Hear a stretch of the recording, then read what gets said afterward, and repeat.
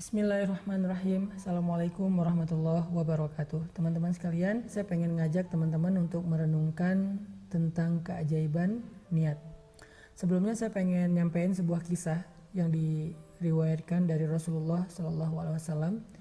Kata Nabi, ketika Nabi sedang melakukan perjalanan jihad bersama para sahabat, bersama pasukan beliau, Nabi mengatakan kepada mereka pas lagi istirahat di sebuah rest area atau di padang pasir, Nabi bilang, tahu nggak, di kota Madinah itu ada seorang laki-laki yang tidaklah kalian melintasi satu lembah, kemudian bertemu dengan musuh di medan perang, kecuali dia itu mendapatkan pahala yang sama dengan kalian.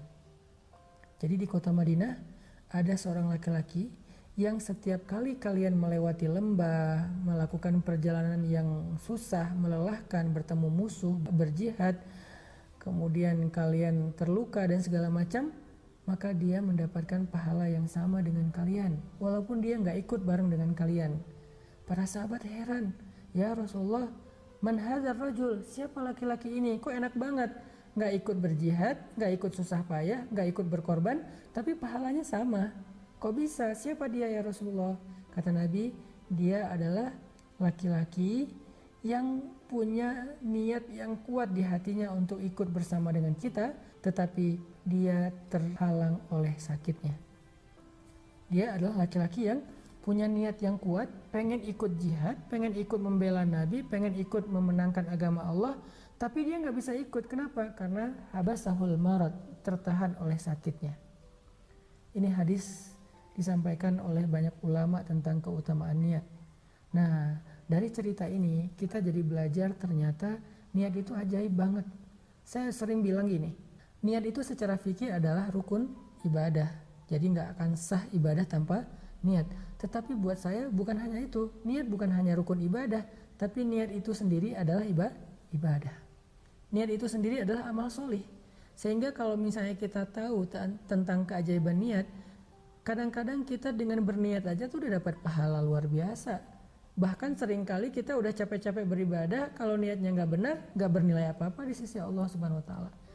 Makanya cerita laki-laki tadi yang nggak bisa ikut berjihad, nggak bisa ikut membersamai Nabi, nggak ikut berkorban untuk agama, dia cuman berbaring aja di rumahnya di kota Madinah, tapi dia dapat pahala yang sama. Jadi kalau malaikat mencatat pahala dia itu, dia lagi tidur nih, tapi pahalanya udah berjihad, udah berdakwah, udah membela Nabi, udah begini, udah begitu. Padahal dia tidur doang. Kenapa? Ibadahnya adalah ibadah hati dengan niat. Tetapi yang harus kita catat dan kita garis bawahi, kita stabilo, kita bold adalah kita nggak bisa mengelabui Allah dengan niat kita. Yukhadi'unallaha walladzina amanu fi qulubihim marad. Mereka ingin mengelabui Allah, di dalam hatinya ada penyakit. Nggak bisa, harus jujur sama Allah.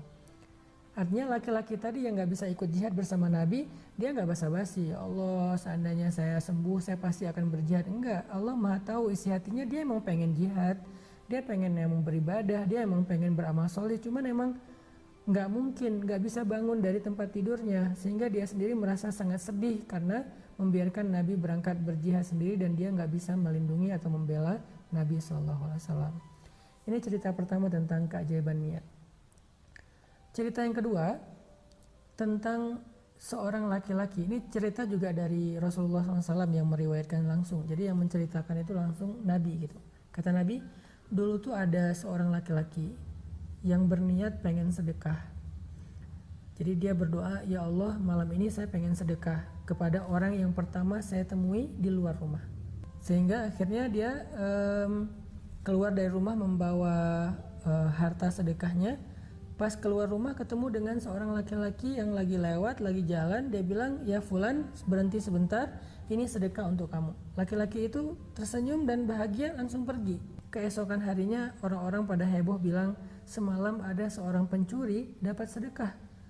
Laki-laki yang bersedekah ini kemudian jadi sadar ternyata semalam dia memberikan sedekah kepada seorang pencuri. Sehingga dia ngerasa, aduh salah nih sedekahnya, salah target kepada pencuri, berarti nggak berpahala dong. Sehingga malam kedua dia berdoa lagi. Dia bilang, ya Allah, malam ini saya pengen sedekah ke orang pertama yang saya temui di luar. Semoga malam ini saya menemukan orang yang berhak mendapatkan sedekah. Akhirnya dia keluar, ketemu seorang cewek yang lagi jalan. Dia bilang, "Mbak, tunggu sebentar." Dia kasih sedekah. "Ini sedekah buat Mbak." Perempuan ini kemudian merasa bahagia, senang, dia tersenyum, dia bilang makasih, pergi. Terus besoknya orang-orang pada heboh bilang malam seorang perempuan pezina mendapatkan sedekah. Sehingga laki-laki ini jadi sedih lagi gitu, kecewa, aduh sedekahnya salah lagi nih. Akhirnya malam ketiga dia berdoa, "Ya Allah, mohon malam ini saya pengen memberikan sedekah kepada orang yang paling berhak, bimbing saya ya Allah." Akhirnya pas dia keluar rumah, ketemu seorang laki-laki lagi lewat, dia kasih aja sedekah. "Ini sedekah buat Anda." "Makasih." Pergi aja laki-laki tersebut dalam wajah yang penuh rasa gembira, bahagia, dan terharu. Besok paginya heboh lagi, orang-orang bilang semalam seorang laki-laki yang kaya, yang kikir dapat sedekah. Akhirnya laki-laki ini merasa sedih, 3 kali bersedekah, 3 kali salah orang. Malam yang berikutnya dia tertidur dalam keadaan hartanya udah habis, dia nggak tahu lagi mau sedekah apa. Dan dalam tidurnya tiba-tiba laki-laki ini bermimpi. Di dalam mimpinya Allah mengutus malaikat kepada dia dan mengatakan, "Ya Fulan, 3 kali engkau bersedekah." "Ya Fulan, kenapa engkau bersedih?" kata malaikat ini. Laki-laki ini bercerita tentang sedekahnya yang salah sasaran.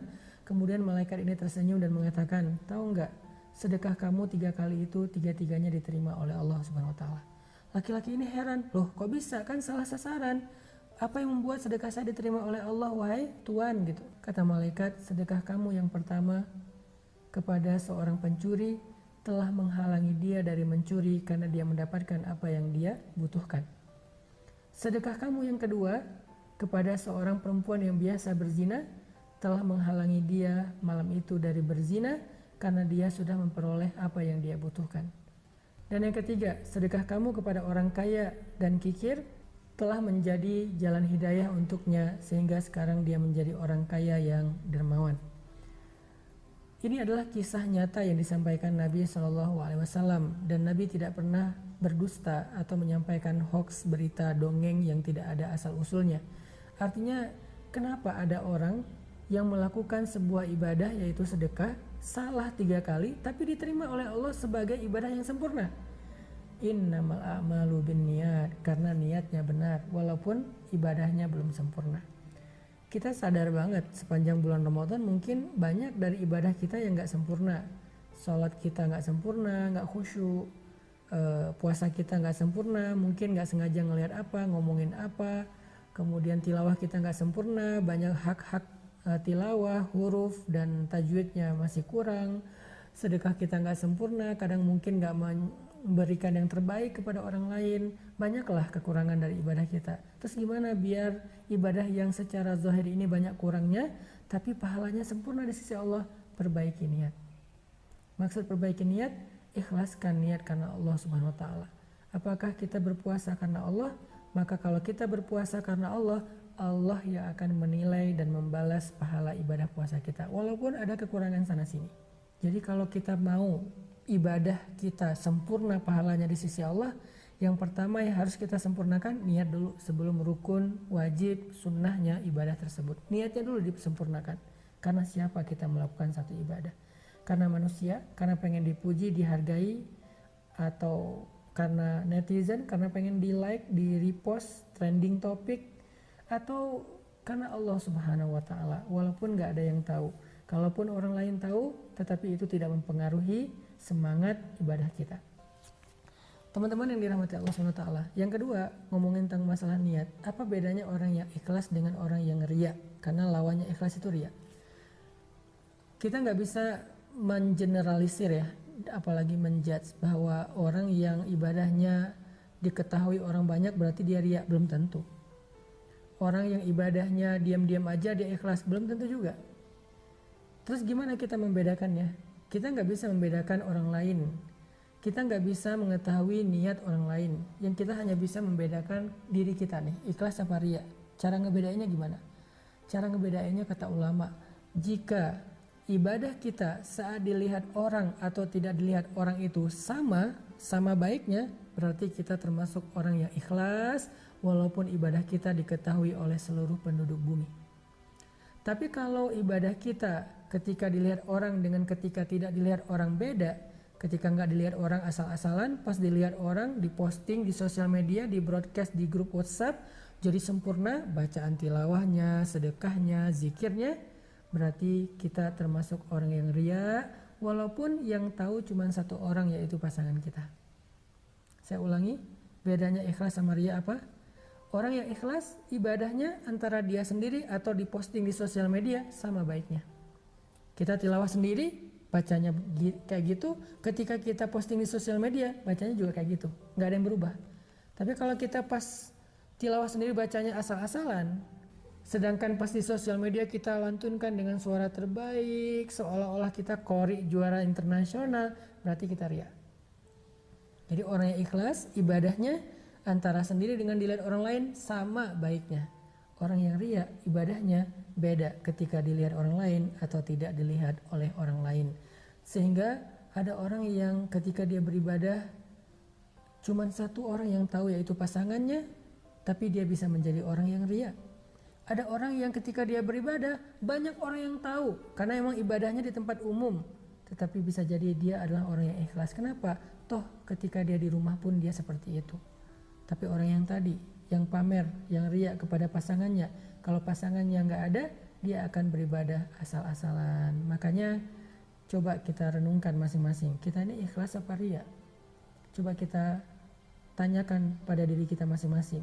Kita ini kalau beribadah secara offline atau secara online, sama nggak kualitasnya? Kita ini kalau beribadah sendiri atau rame-rame, sama nggak kualitasnya? Disitulah jawabannya, ikhlas atau ria. Barakallahu fiik.